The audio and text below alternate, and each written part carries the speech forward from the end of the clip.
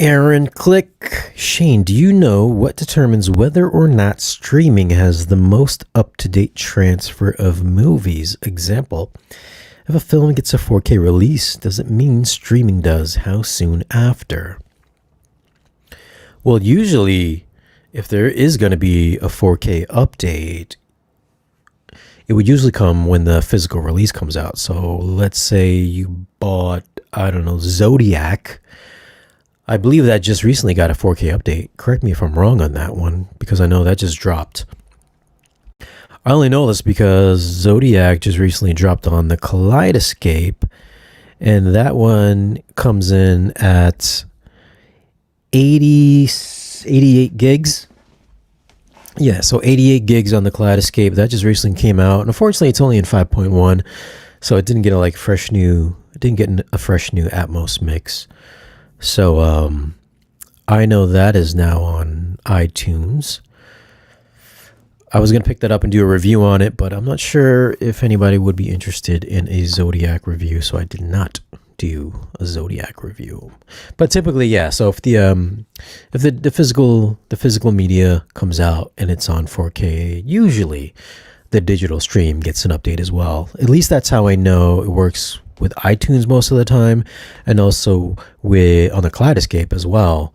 Like The Crow came out recently on 4K Blu-ray, and then the digital release came out. The Oceans trilogy came out about 3 weeks ago, I think, and then all of those got upgraded as well on the Kaleidoscape, or it became available on the Kaleidoscape and also on iTunes.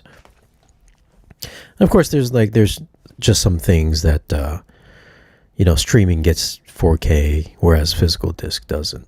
So, but usually it gets updated when the physical release comes out. Zodiac is a big seller. Helps insomniacs fall asleep. I haven't seen Zodiac since it first came out, so I know it's based on the Zodiac Killer, and I know they have never found who the Zodiac Killer was or is. And I know there's been some speculation about who it was. I think it's some guy in Jersey or something like that. I only know this because I went on a binge after I watched that Netflix on Dahmer. I went and checked out the Zodiac Killer and the BTK Killer or BTK. And then I watched that Netflix series Mind Hunter. I still have to finish Mind Hunter, but as far as I know, they don't know who the Zodiac Killer is, so it's like, man, do I really want to sit through Zodiac again, even though I know they're not going to find out? There's going to be no resolution at the end of that. But I was hoping that would get an Atmos upmix, but it didn't though. So I kind of skipped that, so I didn't do Zodiac. Although I started to watch it the other day, I just didn't finish it. Alex Hussman, with larger OLEDs becoming more affordable, are OLEDs becoming more affordable? Large ones?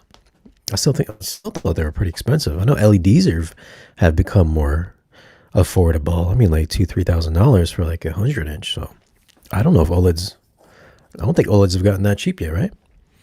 What are your opinions versus a projector? I wanted an NZ8, but unfortunately, because of its size, it may not work for my room. Well, what size is your room, and what size screen are you going for? I know an NZ8 can throw 100 inches from I think it's 12 feet away. I'm pretty sure you can get 100-inch with an NZ8 at that distance. I mean, if you're looking, it's really kind of room dependent. But with OLEDs becoming more affordable, I mean, I'm assuming if you're looking at an NZ8, it's probably still 10, 11 grand. If your big OLED is about 10, 11 grand, would I go for an NZ8 or the OLED? I mean, if you're going to go at 120, 150 inches, I would 100% still go with the NZ8. But if you're going to stick around the 100-inch size or 98-inch size, then I would probably go with the OLED. Because, center channel placement's not that hard with a 100-inch screen. You can still put it below or above the screen, still have it sound kind of normal. But, anything above that, anything above 100 inches, 120 and above, then I would do a projector. I know they got a 115-inch TCL, I believe. And that's I mean, that would be pretty killer, but at the same time, that's going to be kind of hard to put a center channel. You know what I'm saying? Even with I have an 85 inch, and I have a hard time putting a center channel with an 85 inch TV. It's like, it's like, I think what's my ceiling height? In my living room, I have like an 8.5, 9 foot high ceiling in my living room. The TV's 85 inches, and it's almost, I try to get it perfectly squared in the center of the wall. Even doing that, it's hard to get a center channel there, because if you put a center channel there that's sitting underneath the set at 85 inch, then you have to like find a TV stand that's going to go underneath the center channel, and then that's a really shallow TV stand. I mean, obviously you can put your stuff elsewhere, but I think most people are going to have like a TV stand under their TV sets with the center channel on top of it. So it does become like a real hassle when it boils down to it, getting these big screens and getting a center channel. Because you get these big screens, you put them up really high, and then it's like you're sitting there and you got to kind of look up a bit just to get everything situated underneath the TV set. So that becomes a thing that, I don't think like audio people, people that want to build home theaters around giant TV sets really take into consideration too much just how annoying it is to place that center channel to get good sound. Because when your center channel is too low to the floor or too high to the ceiling, it just never really sounds like it's coming from your TV set, like directly behind it. So for me, 120 inches and above projector for sure. But if you're going to stick around like 98 inches and you can make it work, then I would probably go with the OLED. I mean, that would be for me. That's what I would think. Don be hating on us collecting 4K discs. Kscape needs to bring costs down in a few years. I don't believe Kscape is ever going to bring costs down. That's kind of like people that want to buy a G-Wagon or Ferrari saying, Ferrari, if you want to sell more cars, you need to bring the cost down because your prices are ridiculous. Rolex, you need to drop your prices down to like $1,500 or else you're not going to sell as many watches. Spoiler alert, Ferrari and Rolex are never going to drop their prices for the mass market because they don't care. If they want to keep that luxury exclusivity, then you're going to have to market your devices at a luxury price. And Ferrari and Rolex, they ain't going to drop their prices. Kaleidoscape is not going to drop their prices. Maybe if another company came along and offered the same exact service and to force their hand to drop their prices, then maybe I could see that. But Kaleidoscape is they're not going to make it like a Apple TV price device. I just don't see it happening, because how many people that are invested in Kaleidoscape that paid $78,000 for like 100 terabytes or whatever it is, how pissed are they going to be that they dropped their players down to like $1,500 or something like that? They're really going to piss off a lot of people. How pissed off are people going to be if like Ferrari dropped their cars to like $24,000 for an entry-level model that was nearly as good as their top flagship models?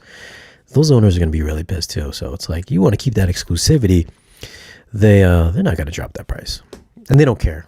And then, this Kaleidoscape is not for everybody. It's for people that have the dedicated.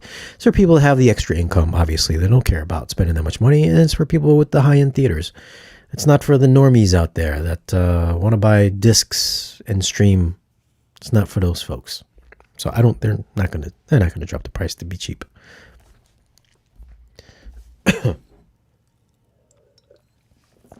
So Shane, you are not considering just video walls anymore. I would do just video walls in my living room. Listen, if somebody was they were gonna donate me a floor to ceiling, wall to wall screen in my living room, I would not say no. Or when they become super affordable, as I'm sure they will be, probably like another 10 years, where everybody will probably have one. But yeah, no, I wouldn't. For like a real serious home theater, I don't see how you can really make adjust video walls home theater really work really good, because I think anybody that's going to get that, they're just going to want to get the biggest screen possible, and just putting that center channel is just going to be a real hassle. And when I did that video at the Germany theater, they had that big they had that big LED wall there. That was like 260 inches, and they had the angled center channel where it was like they mounted it on the top and the bottom of the screen, and it wasn't always super convincing. It's like you had to kind of be in the sweet spot to get the good center channel phantom imaging when you're placing speakers above or below a screen like that. I mean, is most people really going to care since they have a screen that big? But I think if you're a real stickler for like imaging and all that, then I think it's going to be real tough if and when those become more affordable, which is inevitable. If I plug 2 subs into surround receiver, will the subs run in mono or stereo? If you plug 2 subs in your receiver, that really depends on your receiver. Some receivers have independent subwoofer outputs. Some of them do not have independent subwoofer outputs. So you would have to check with your AVR or processor. Most of them, actually, I think a lot of the newer ones are independent. So you can kind of separate those out in stereo. But a lot of the older ones are just mono.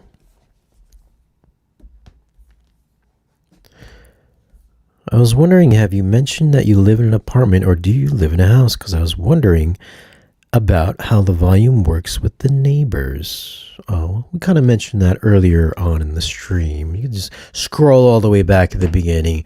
I think I kind of answered that one. Yeah, let me just bring up a couple things that I had. Let's talk about some movies that came out recently. Yeah. Dark Matter. Well, this is a TV show. Dark Matter. Has anybody been watching Dark Matter? I know I put up a community post, and it seems like a good bunch of you have been fans of Dark Matter, and I think it's on Apple TV. It's got Joel Edgerton, aka Uncle Owen from Star Wars prequels.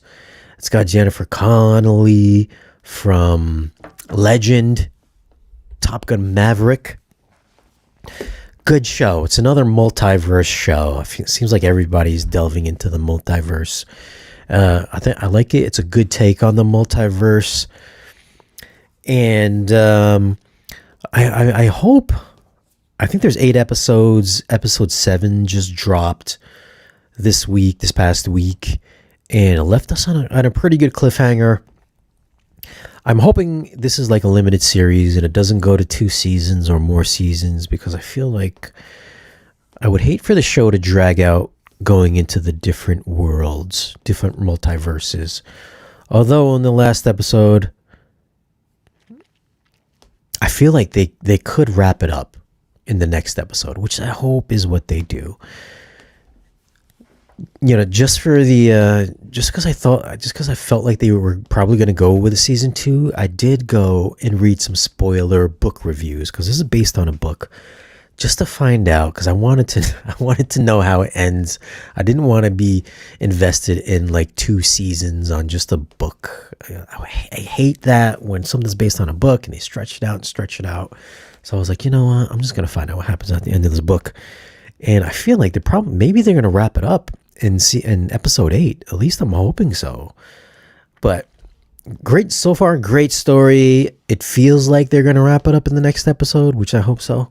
But you can binge watch it. I mean, it goes, it's a really quick watch. I watched like 6 episodes in like one night, and then episode 7 this past week. And the video quality is really good. Apple always delivers on their TV shows, and the audio quality is really good as well. I mean, if you're a fan of like A Quiet Place with the subtlety and all that, with some good, not really bombastic parts, but good, good action parts mixed in with more of the subtlety, and it's really active. I feel like I should start in my 4K reviews and the Atmos reviews that I should probably specify if something is like 16 channels or 11 channels and above. Like this is like 16 channels certified, 16 channel plus certified, or like 16 channel below certified. I've been thinking about doing that because this one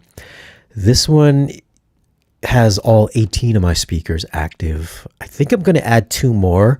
I think I'm going to add a left and right height channels because I've got top front, top middle, top rear, but I'm thinking about putting top heights as well. You know, height channels would be the ones that go against the front wall in the corners of the ceiling and the front wall. So kind of aiming directly instead of being above my head.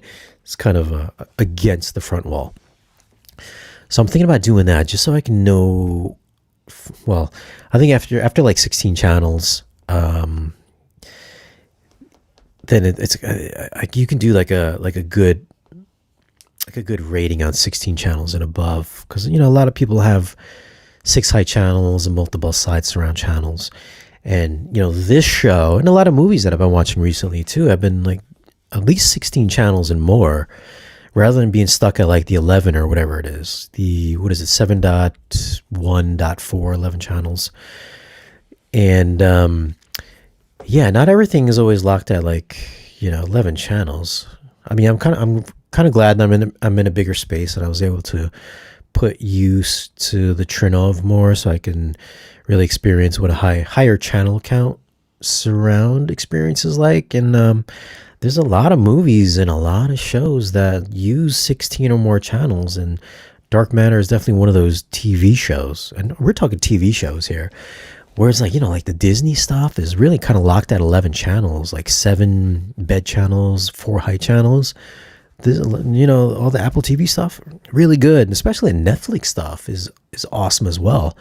You know, moving on from Dark Matter, talking about Netflix, I put up a post as well on that Jennifer Lopez movie, Atlas. That is another 16 plus channel Atmos mix, and it's really good. It's really an awesome sounding Atmos mix. The movie was kind of mediocre. I don't think Jennifer Lopez has had a good movie since that George Clooney one, Out of Sight. I think that was my favorite movie with Jennifer Lopez, was that. You know, unless you want to watch like Father of the Bride or something like that. But I think that was like her best one. But yeah, these streaming mixes have definitely gotten better, man. Atlas, what a killer sounding Atmos mix. The bass was good. The surround envelopment was bonkers good. There's so much going on in that mix. It puts a lot of these bigger budget Hollywood movies to shame, especially because I've reviewed, like, I don't know how many movies I reviewed last month, but just to catch up, I think I did like 6 or 7 4K reviews last month, and man, most of the newer stuff like Fall Guy I reviewed kind of sucked. That was a huge big budget Hollywood film that sucked. Atmos wise, and I forgot. There's a few more that I reviewed last month, but man, yeah, these streaming shows, they've been kind of knocking it out of the park with these Atmos mixes lately. I know some of you guys are like poo-poo on streaming media and their Atmos mixes because Atmos doesn't sound as good as physical media, blah, blah, blah, blah, blah.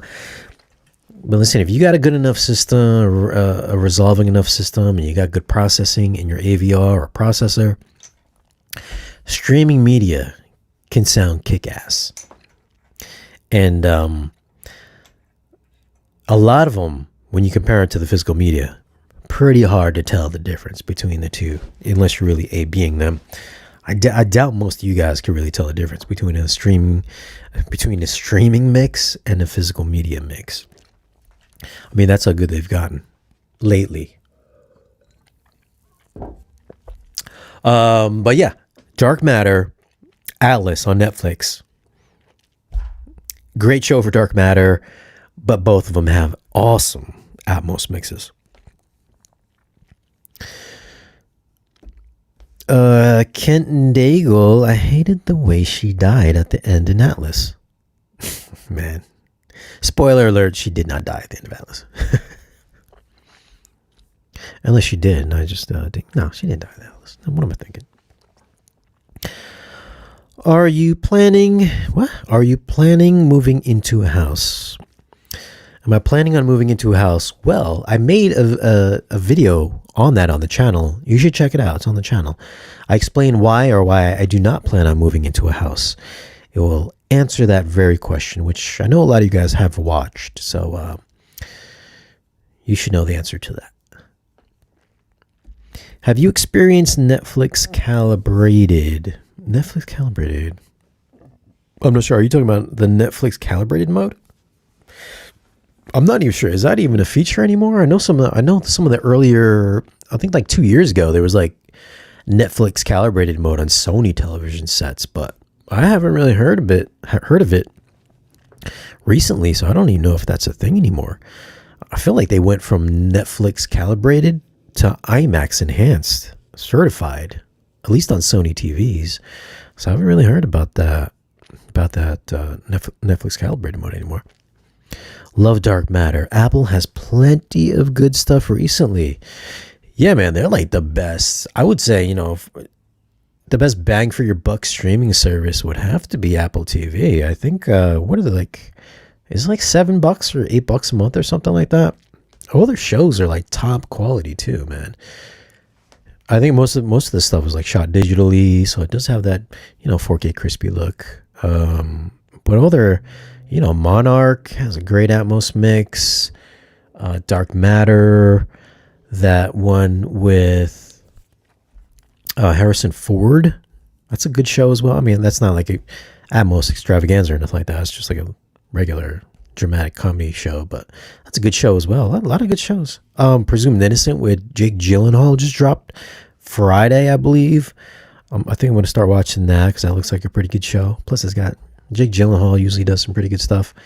Roadhouse, Roadhouse is kind of an outlander on that one. Still a fun movie, but cheesy. But Gyllenhaal usually does some pretty good stuff. $10. Oh, Ethan says Apple TV is only $9.99. Okay, I thought it was $7. What's up, Mitsu Kid 82?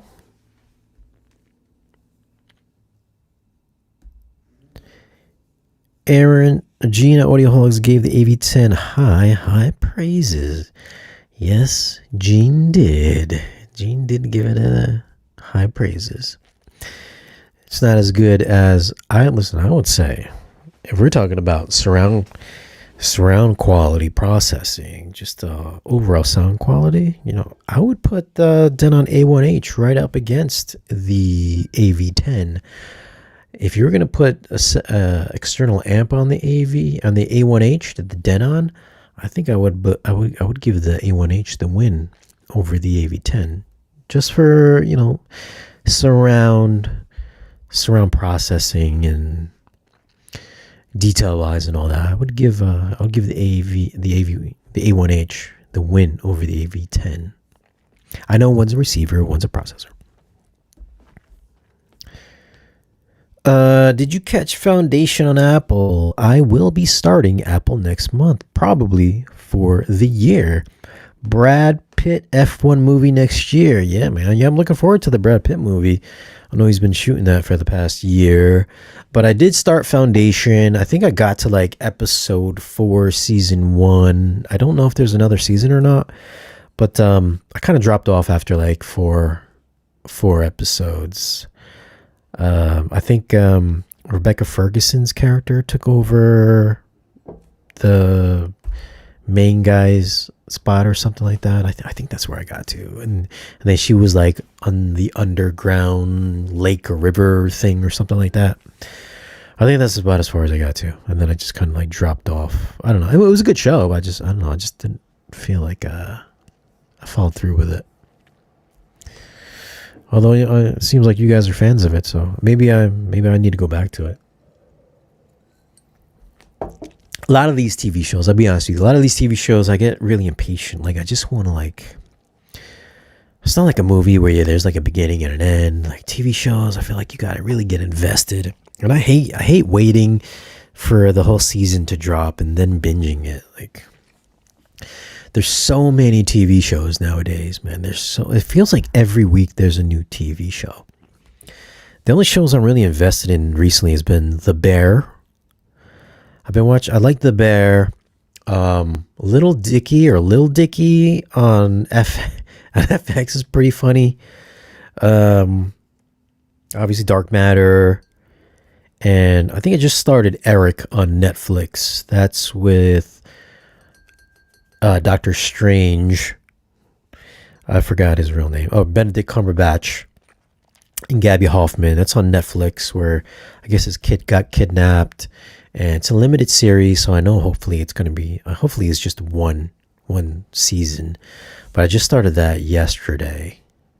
So far that's a pretty good show as well. Other than that, I haven't really been too invested in any other TV shows.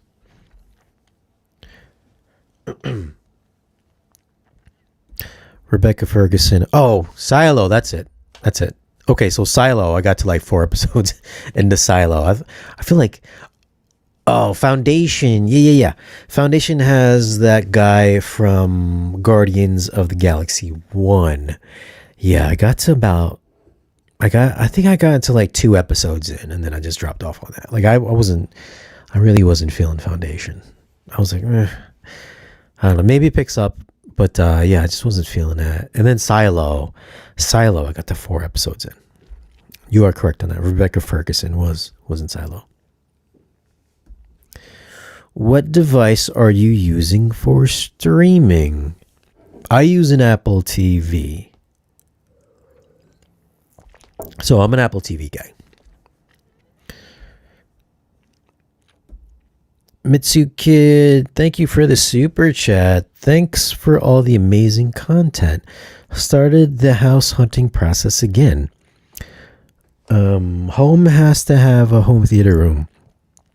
Some new homes built in DFW, Texas. Oh, Dallas, Fort Worth, Texas are horrible. I'll tell you what, Mitsu Kid, we looked at houses in Texas and, compared to the houses in Connecticut, and the houses in Texas are like mansions for the same price as houses in Connecticut.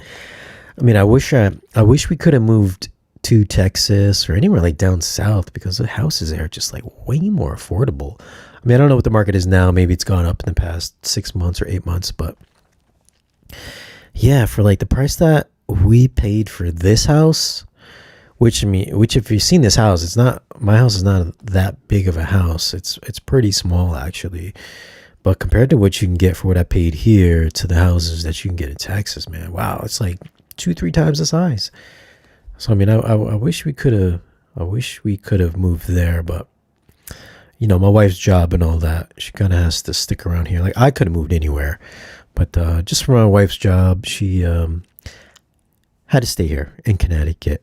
So, but yeah, it's tough to find out. Well, I don't actually. I mean, in Texas, I would assume everything's bigger in Texas. Like all the houses were bigger, all the rooms were bigger.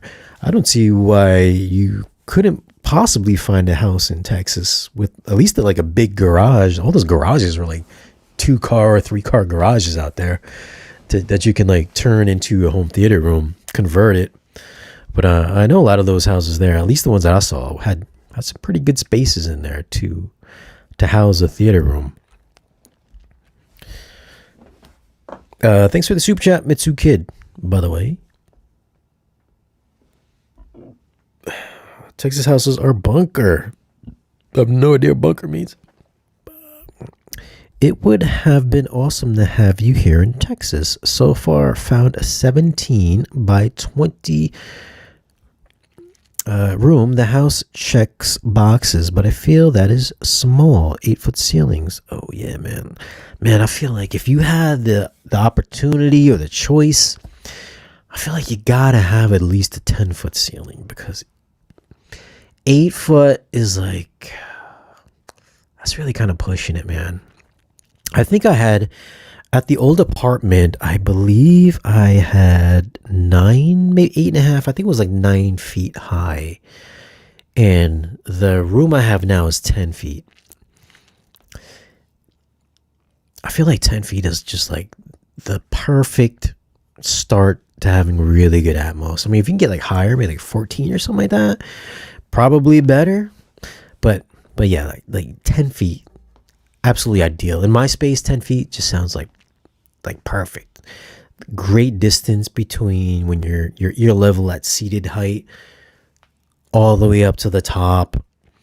Also, if you have like a 10-foot ceiling, it's not that bad if you were to put bookshelf speakers up there rather than in-ceiling speakers, because it's still so far away. Like, it's not going to get in the way of your screen. You're not going to be able, unless you're like really tall, you're not going to be able to just reach up and like touch the speakers at 10 foot high. But then again, I'm only like 5'8", so maybe if you're 6'5", maybe you can touch a 10-foot ceiling. I don't know, but at least for me, I feel like 10 foot, I would need like a ladder, like a small step ladder to get up to mount speakers up there. So I mean, I feel like 10 foot is like really kind of it's like a perfect height to mount speakers to your ceiling. 8 foot is like on my second row. My second row in the theater is 8 foot, and I hate to be like, it feels a little claustrophobic on the second row, but because I can definitely reach up and touch the top speakers, and obviously I can jump just a little bit. I can hit the ceiling up there. So I feel like 8 foot is really, it just feels really tight. 8 foot. If that's what you end up with, that's what you end up with. But I mean, if you're shopping now and home theater is a priority, then I would say definitely shop around until you can find the room that definitely fits your space, because that's what I did. I mean, we went through like 30 houses in Connecticut to fit the price point that we were looking at, and also to have a room that would house a home theater. It's not as big as I would like, but it's good enough. It's good enough. My space is good enough. My room is 14 by 25. I mean, I wish mine was 17 wide, but it's not. But 25 really works well, and then the 14 wide, I feel like it's a little too narrow, but it still works better than when I had the apartment, and it still sounds awesome to me.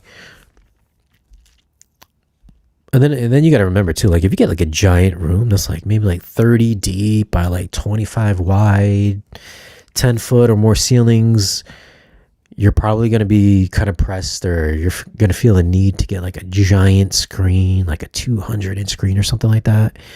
And then you gotta like factor in the equation. If you're getting a really big screen, you're pushing 200 inches or so, you got to factor in you're going to need a projector that's going to put out the lumens to light that screen up to give HDR good pop. Because if you get like a huge room, like I know a lot of these houses in Texas are pretty big. If you get one of these 200-inch screens, or 180, 200, 220, 260, you're like, man, I'm going to get the biggest screen. I mean, then you're shopping around for something like, better than like an NZ9, or you're going to have to get a screen with some pretty high gain on it. So, I mean, you gotta factor in that stuff too on the size room that you're shopping for.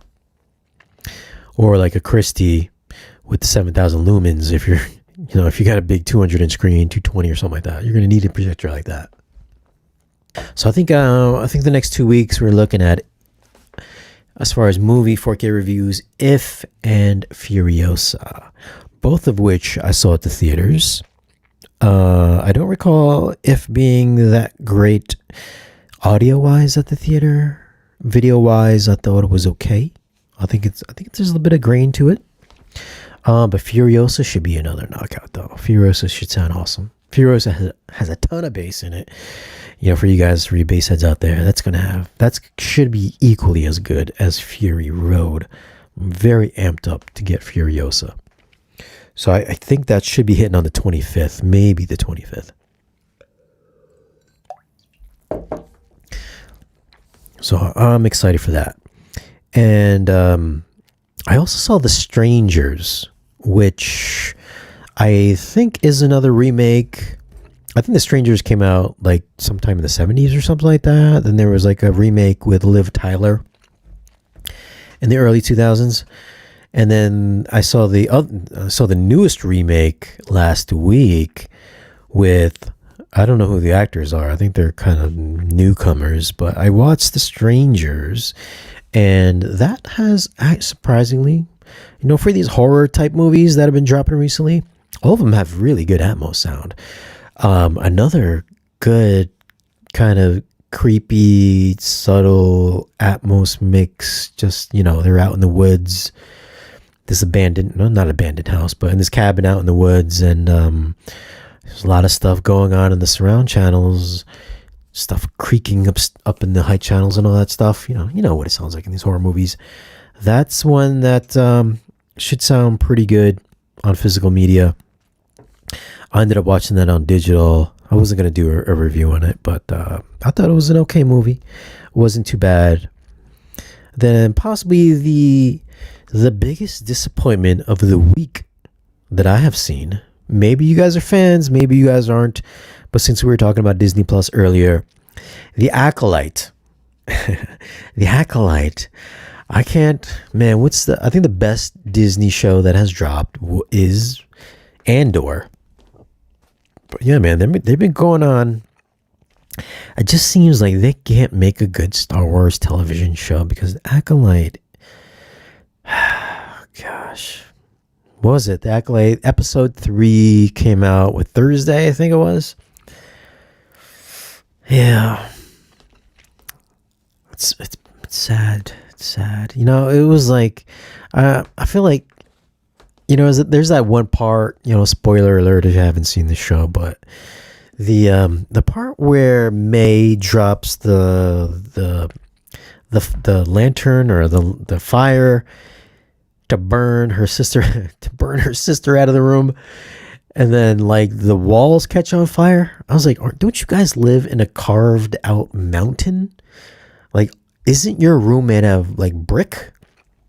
I'm not sure how that place caught on fire, but it caught on fire.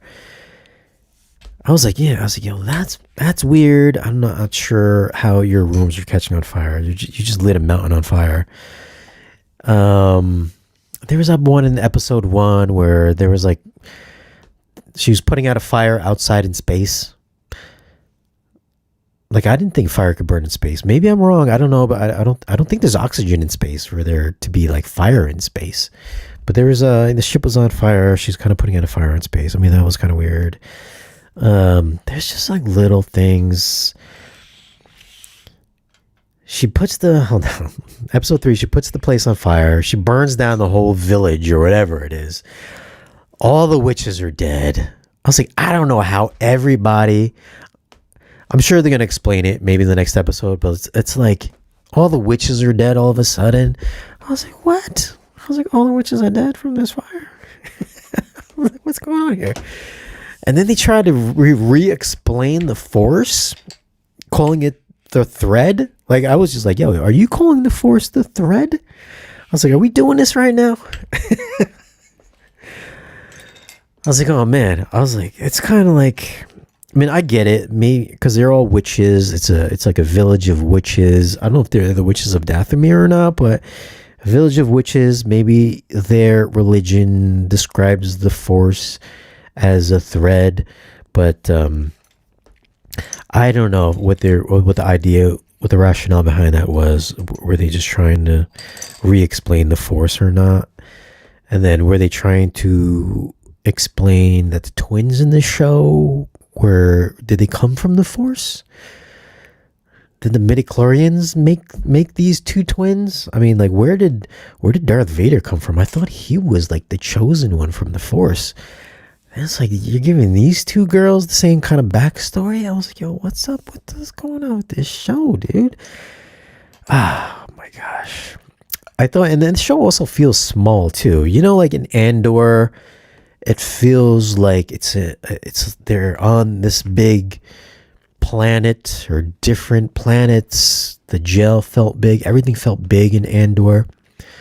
Whereas, like Mandalorian, Boba Fett, all those shows feel like they're shot on the volume, on a stage. This one has some more practical sets, but you can feel the size and the scale of the practical sets. Like it feels small. Like the show does feel small. It doesn't feel as big as I thought it was going to feel. Just the writing is bad too, man. Just the writing is bad. The costumes look bad. Everything just looks fucking bad. Why can't Disney make a good Star Wars show? I don't get it. I'm very disappointed in the Star Wars show. And the audio would be in the 11 channel tier. So, I mean, if I was going to rate this for Atmos, it would be like 11 channels and below tier. Yeah, it's just bad, dude. Jeez. I don't know what they're going to do next. I mean, they're talking about doing another Rey movie, another Rey sequel, trilogy or something, or standalone or whatever, but good God, man. Jeez. Star Wars, so disappointing, man. So disappointing. Like, the Jedi are bad people now. I feel like they're making the Jedi the enemies. Yeah, 180 million per episode. So disappointing. Very disappointing. I do find it interesting that they have May and Osha being played by the same person as adults, but they got two children, two different children to play them in their younger Padawan years. So it's like, yeah, why didn't you just get the same girl to play the same role when they're younger? Because they're very clearly not identical twins when they're younger, but they're identical twins when they're older. So it's like, are you going to tell me that you grew up looking totally different as young kids, but then you grew up to be identical twins? That's kind of weird as well. I was like, yo, why did you guys do that? Ah, man. Yeah, disappointed in the Acolyte. And can we talk about, like, yo, why are all these TV shows? This is one thing I hate, growing up, just, do you remember when TV seasons were 22 to 24 episodes? Like, you had like Growing Pains or Seinfeld, Friends, Cheers. Yeah, like 22 to 24 episodes per season. Like, since when are we getting these half-hour shows, sometimes 22-minute shows, and then we're getting eight episode seasons? I'm like, yo, what is the point? Why would you make 30-minute episodes and give us only 8 of them? Why don't you just cut it? Why don't you put it together? Just make a movie. Just make a Disney Plus movie. I would much prefer to see a very stitched together, coherent Acolyte 2-hour movie on Disney Plus than have these half-hour episodes, just 8 of them. It's like, what's the point? It's like, you start the episode and it starts to go somewhere, then it stops. You tune into the next episode, you feel like you're getting somewhere, like this is almost the resolution from the previous episode, but then it starts to go somewhere, then it stops. And then you get to the last episode and you're just left disappointed because the whole show just sucks in general. Why not just make it one crappy show? Just make it one crappy movie.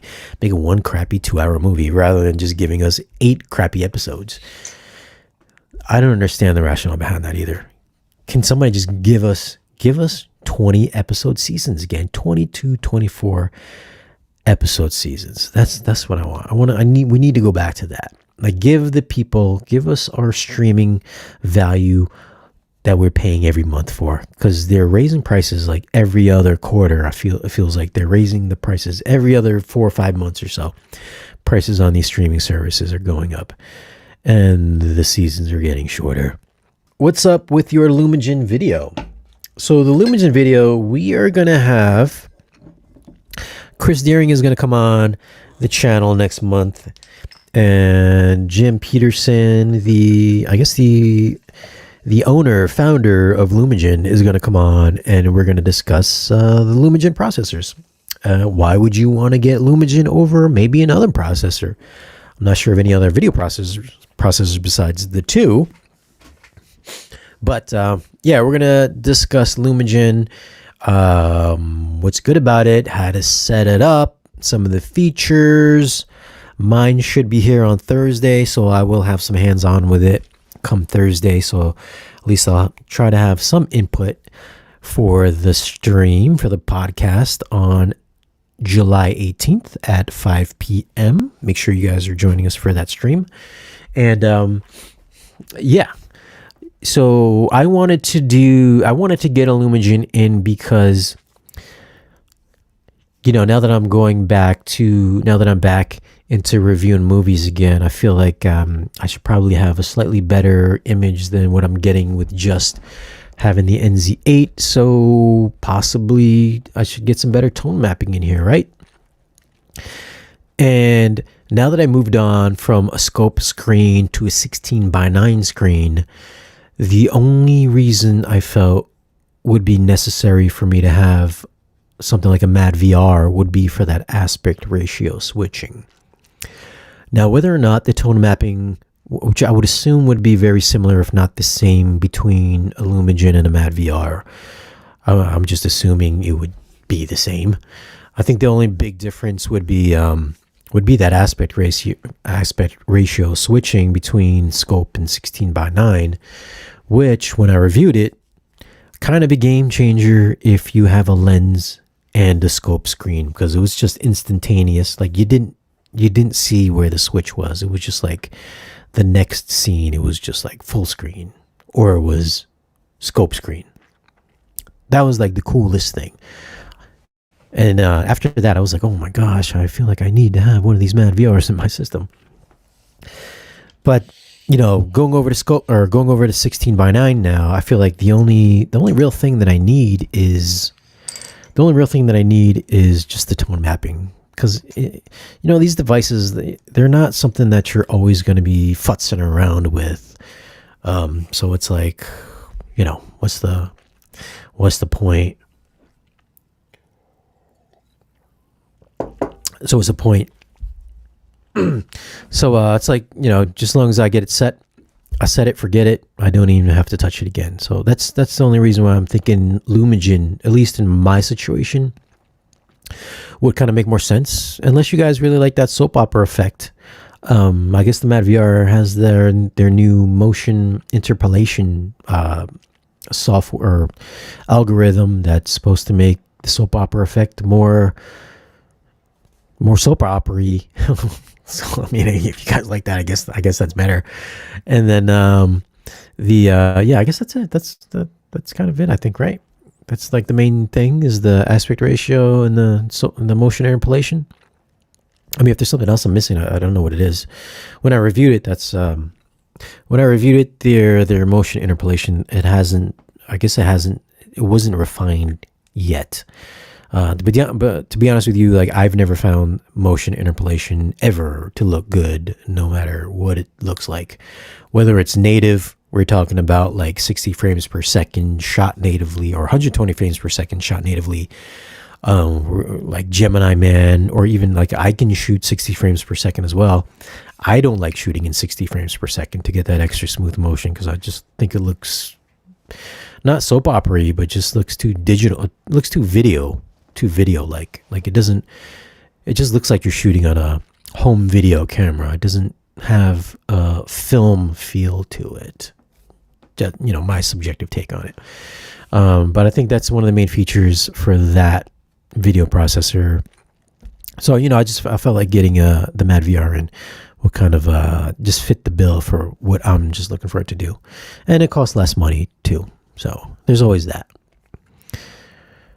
Freak out, Lumagen can't do Dolby Vision though. I mean, if you have Dolby Vision, you don't need a video processor to do the tone mapping, because Dolby Vision is going to do it for you. I don't even know. So that would just be like a pass-through feature, if that's what you're talking about. And then, these video processors, they do it on a frame-by-frame basis anyway, so it's like you wouldn't even need Dolby Vision. You would just use the video processor. And I think most people that are buying Lumagens or Mad VRs, they're putting them on projector setups where Dolby Vision is not even a reality, so that doesn't even matter. I don't know how many people are using video processors on their television sets. I think very little, if any. I could be wrong. Maybe if you are, drop it in the comments. Let me know.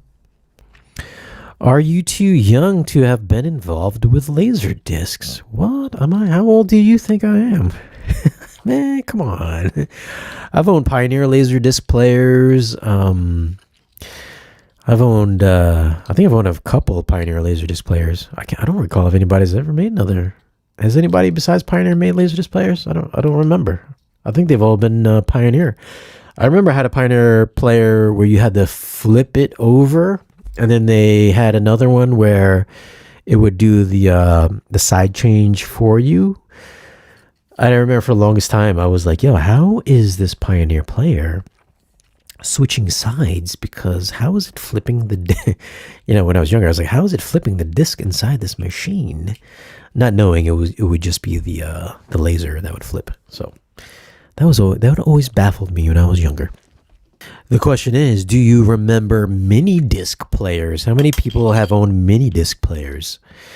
Not only did I have several Sony mini disc players, I believe I had an Iowa mini disc player. I also had a Sony mini disc player in my car. How many of you guys had mini disc players in your cars? I remember joining the Columbia CD Club. You guys remember that? You would get like a dozen CDs in the mail for like a penny or something like that. And then I would do that, and I would just order like 100 CDs, and I would rip them and then put them all on my mini disc player. And I kept this, you remember you guys used to get those fake leather bound books and put your CDs in? Well, I had one of those fake leather bound books with my mini discs in, and I had that mini disc player installed in a 1990 Acura Integra 2-door. I had my Acura Integra slammed. It was dropped. I had some silver Motegi rims. You guys remember Motegi? I'm pretty sure they're still in business. I had the mini disc player in the front dash. I also had a Sony flip out. It was like an XAV something, XAV 700 or XAV 7 or something, flip out screen, which would pop up out of the dash. I had a Clarion. Also had a Clarion 7-inch LCD mounted flush in the glove box. This is when I was doing all this car fabrication stuff. It was mounted in the glove box right in the front fascia. I had a GameCube in the car. In the back seats, I had made these special mounts for the GameCube controllers. Since it was wireless, the controllers were mounted in the back seats against the side walls, or the side of the car. And then in the back, I had an Audiobahn 12-inch subwoofer, which was like, it was all chrome plated. It had the flames on the side, it had the blue Kevlar. It obviously was a 12-inch diameter, but the magnet, the whole sub was like that tall. It was literally like this tall. It must have weighed like 85 pounds or something like that. I remember mounting that in the Integra back in the day. It was a hatch.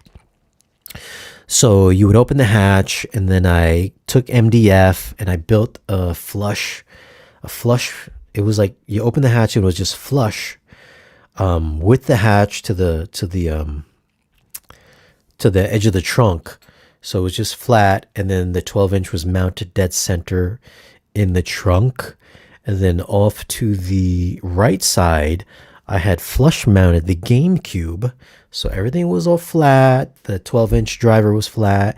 And then the GameCube was flat in there as well. You would touch the button, the lid would open up. You could put your games in there.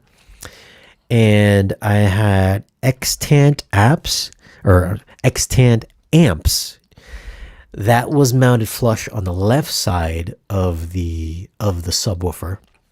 I had two of those extant amps. Do you guys remember extant at all? I think they went out of business.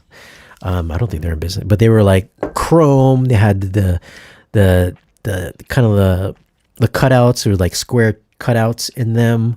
It was this fucking super cool setup that I had. I remember installing that Audiobahn subwoofer on day one, and we just rolled down the street. We just set off every single car alarm, just like fucking just banging. What was it? I think it was Onyx. We were banging Onyx Slam. I'd be like, Slam. Da, da, da, da, da, da. You know, just going down the street. That and Snoop Dogg, Eminem, they were also big at that time as well. Man, we just set off every car alarm with that subwoofer. And then I remember going from the mini disc player. I'm not sure how we got off on this tangent, but we went off going from the mini disc player in Dash to the Clarion. I don't remember another head unit that had Dolby Surround Pro Logic 2 built into it, but it was like the DZX something or another 920. It had the little rotary knob that slid down, the front face slid down. There was a little jog dial on the bottom. And had Dolby Pro Logic 2 built into it. I bought the Clarion Center channel, which I mounted in the dash. And then also underneath the 7-inch display in the glove box, I had mounted the Clarion DVD player in the glove box as well. So it was like I had Dolby Surround in this 1990 Acura Integra. I had that shit just pimped out. Everything was all dynamated. Man, I missed that car. I really missed that car. Oh, give him a. Tell me where they can find you. Horizon Home Theater, and then check out Ike's channel also on Easy HT Tech. We do a podcast every Thursday night at 9:30 Eastern Standard Time. We try to have a remote home theater tour every single week, but we also have guests. Like last week, we had Nick from SVS, and a couple weeks back we had Kaleidoscape. So we're working on trying to build some more guests. And if you'd like to be a guest on the show, shoot us an email at hometheaterhublive@gmail.com. Thanks, Shane. Thanks for the help, man. Appreciate you. All right, guys. Make sure you subscribe.